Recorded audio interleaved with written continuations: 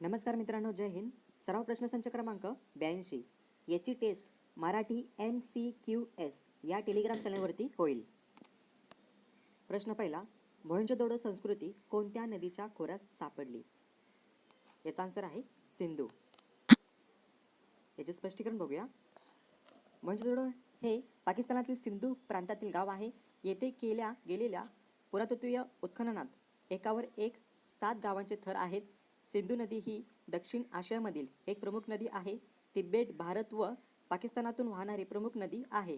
तिबेटमध्ये झालेल्या उगमापासून ते भारतातील लडाखपर्यंत आणि नंतर पाकिस्तानमधून ही नदी वाहते. इंग्रजी भाषेत या नदीला इंडस म्हणतात. सिंधू संस्कृतीचा उगम याच नदीच्या किनाऱ्यावर झाला आहे. तर मित्रांनो, तुम्हाला अशा प्रकारे टेलिग्राम चॅनल मराठी MCQS याच्यावरती टेस्ट द्यायची आहे. पूर्ण व्हिडिओ बघा, तुमचे स्कोर अप होतील. नेक्स्ट क्वेश्चन, हडप्पा संस्कृतीतील लोकांचा प्रमुख व्यवसाय कोणता? हडप्पा संस्कृतीतील लोकांचा प्रमुख व्यवसाय शेती हा होता. कोणता होता? शेती. स्पष्टीकरण बघूया. हडप्पा संस्कृती ही जगातील प्राचीन ताम्रयुगीन संस्कृतीपैकी एक आहे. हिचा कालखंड लिबी यांच्या कार्बन 14 या शास्त्रीय पद्धतीनुसार इसवी सन पूर्व 2700 ते इसवी सन पूर्व 1500 असा मानला जातो. इसवी सन 1920च्या सुमारास लाहोर मुलताना रेल्वे मार्गाचे काम सुरू असताना काही प्राचीन विटांचे अवशेष सापडले. त्यामुळे पुरातत्व खात्याने याचा शोध घेण्यासाठी सर जॉन मार्शल यांच्या नेतृत्वाखाली उत्खनन सुरू केले आणि एक प्राचीन संस्कृती प्रकाशात आली. या संस्कृतीचे प्रमुख अवशेष हडप्पा येथे सापडले, म्हणून नव्यानेच शोधलेल्या या संस्कृतीला हडप्पा संस्कृती असे म्हणतात. ही संस्कृती प्रामुख्याने सिंधू नदीच्या प्रदेशात केंद्रीय असल्याने तिला सिंधू संस्कृती असे म्हणतात. नेक्स्ट क्वेश्चन, विष्णुगुप्त उर्फ चाणक्य हा चंद्रगुप्ताचा कोण होता? रिपीट करतो, क्वेश्चन खूप इम्पॉर्टंट आहे म्हणून. विष्णुगुप्त उर्फ चाणक्य हा चंद्रगुप्ताचा कोण होता? तर याचा आन्सर आहे मंत्री. स्पष्टीकरण बघूया. विष्णुगुप्त हा गुप्त समाजाचा शेवटचा राज्यकर्ता होता.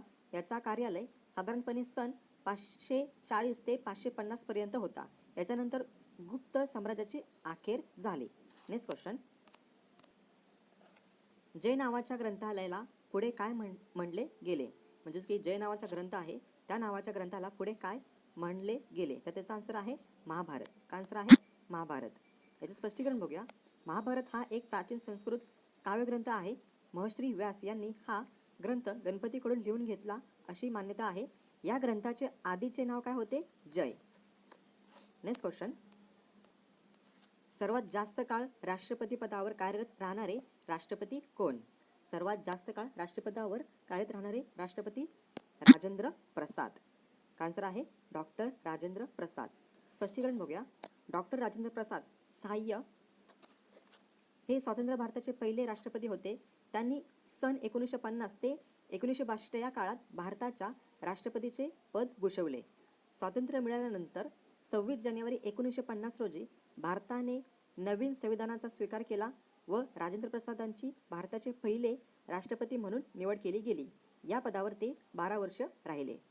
नेक्स्ट क्वेश्चन, अंधार कोठडीची घटना कोठे घडली आहे? तर अंधार कोठडीची घटना ही कोलकाता येथे घडली आहे. याचे स्पष्टीकरण बघूया. मित्रांनो, स्पष्टीकरण खूप इम्पॉर्टंट आहे, कारण त्याच्यामध्ये आपल्याला साल भेटतं आणि भरपूर सारी माहिती असते. कोलकाता विद्यमान कोलकाता येथील फोर्ट विल्यम्स किल्ल्यातील कैद्यांना ठेवण्याची एक खोली होती. 1756 मधील एका घटनेमुळे ती अंधार कोठडी म्हणून इतिहासात महत्त्व पावली. सिराजुद्दीन बंगालचा नवाब असताना बंगालचा इंग्रज गव्हर्नर डार्क याने नवाबाच्या शत्रूला आश्रय दिला होता.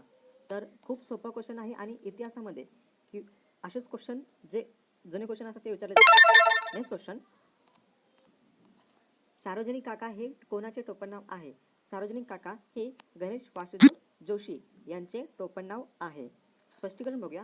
गणेश वासुदेव जोशी उर्फ सार्वजनिक काका हे मराठी समाजसुधारक सामाजिक कार्यकर्ते होते. यांनी कोणत्या चळवळीमध्ये भाग घेतला होता? भारतीय स्वातंत्र्य लढा.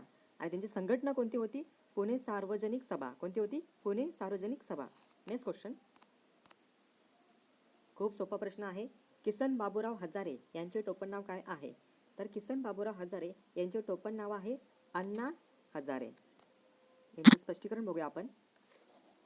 किसन बाबूराव हजारे उर्फ अण्णा हजारे मूळचे सैन्यात वाहनचालक असणारे किसन बाबूराव तथा अण्णा हजारे हे भारतातील एक ज्येष्ठ महाराष्ट्रीय समाजसेवक आहेत.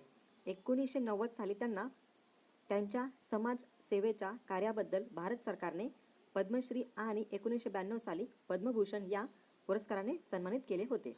Next question. आचार्य जांभेकर यांचा जन्म कोणत्या साली झाला? आचार्य जांभेकर यांचा जन्म 1812 मध्ये झाला. ओके, याचे स्पष्टीकरण बघूया. आचार्य जांभेकर म्हणजेच की बाळशास्त्री गंगाधर शास्त्री जांभेकर हे मराठी भाषेतील पत्रकार होते. दर्पण हे मराठीतले पहिले वृत्तपत्र त्यांनी 6 जानेवारी 1832 रोजी सुरू केले. ही गोष्ट लक्षात ठेवा, दर्पण कधी झाले होते? 6 जानेवारी 1832 रोजी सुरू केले होते. कोणी केले होते? Balshastri Gangadhar Shastri Jambhekar. Next question.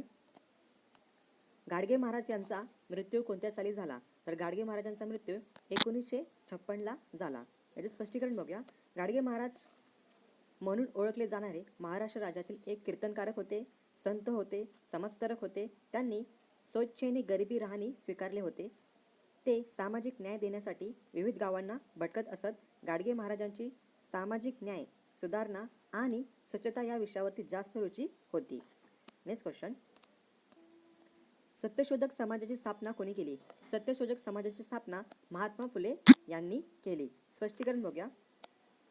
September 24 इसवी सन 1873 रोजी महात्मा गांधी यांनी सत्यशोधक समाजाची स्थापना केली.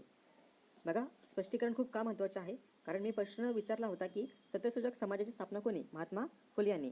पण कधी केली होती असा पण क्वेश्चन येऊ शकतो. म्हणून इसवी सन 1873 रोजी सप्टेंबर 24. ओके, मी उलटं का वाचून दाखवतो कारण लक्षात राहण्यासाठी.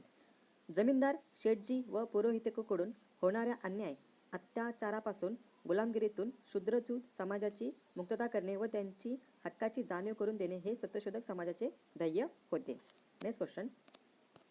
महाराष्ट्राचे मार्टिन लुथर म्हणून कोणाला ओळखले जाते?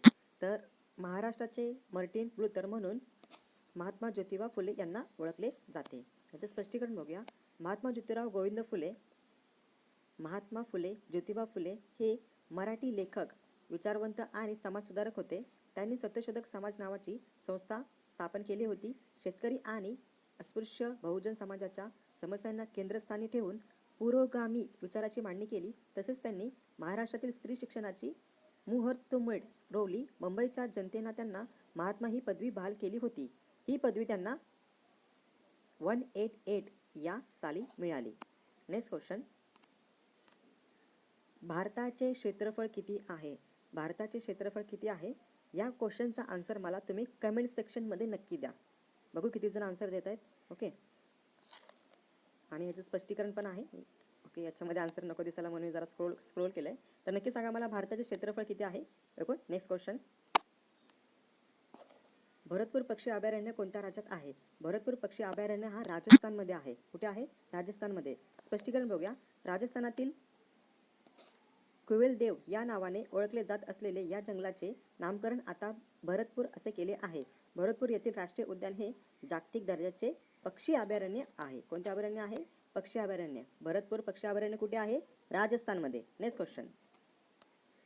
चंद्र दररोज किती मिनिटे उशिरा उगवतो? चंद्र दररोज 50 मिनिटे. किती मिनिटे? 50 मिनिटे उशिरा उगवतो. स्पष्टीकरण बघूया. पृथ्वीचा एक मात्र नैसर्गिक उपग्रह आहे. कोण? चंद्र. चंद्र आकारप्रमाणे सूर्यमालिकेतील 5वा मोठा नैसर्गिक उपग्रह आहे. पृथ्वी व चंद्रामधील अंतर हे 3,84,403 किमी आहे असून हे अंतर पृथ्वीच्या व्यासाच्या सुमारे 30 पट आहे. चंद्राचा व्यास हा पृथ्वीच्या व्यासाचा 1/4 थोडासा जास्त म्हणजे 3,474 किलोमीटर आहे. ओके मित्रांनो, आजचे जे क्वेश्चन्स आहेत ते 20 क्वेश्चन आहेत. याची टेस्ट आणि 5 सरप्राईज टेस्ट म्हणजेच की अजून जे 5 क्वेश्चन असतील ते सरप्राईज असतील, ते तुम्ही ते पण सॉल्व्ह करायचा प्रयत्न करा. धन्यवाद मित्रांनो. व्हिडिओ आवडला तर नक्की लाईक करा. हेच क्वेश्चन आहेत ते तुम्हाला पुढच्या एक्झाममध्ये कव्हर होतील आणि हे क्वेश्चन लिहायचे. जे क्वेश्चन चुकताय तुमचे ते लिहून काढा. का? कारण की ते क्वेश्चन तुमच्या माइंडमध्ये राहतील म्हणून. ओके, धन्यवाद. भेटूया पुढच्या व्हिडिओमध्ये.